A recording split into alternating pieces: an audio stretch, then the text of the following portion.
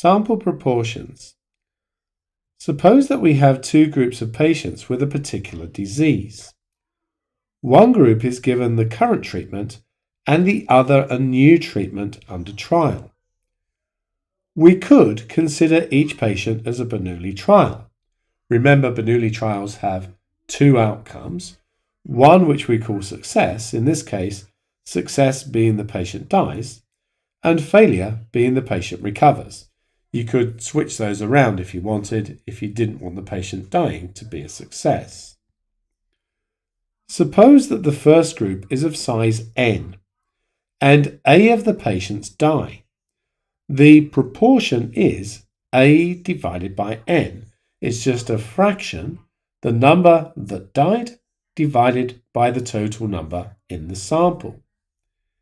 If the second group is of size m and B die, the proportion is therefore B divided by m. It is these proportions that we would be primarily interested in. A sample proportion is the ratio of the number of times a property or characteristic occurs in a sample divided by the number in the sample. So up here, the characteristic was the patient died, and so we divided the number who died by the number in the sample.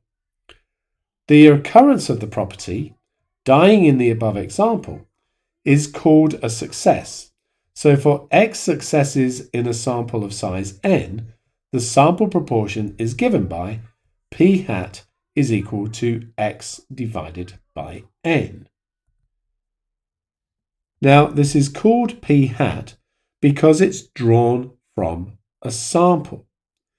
So the x over n is going to be used as an estimator for the proportion in the entire population, which would be called p.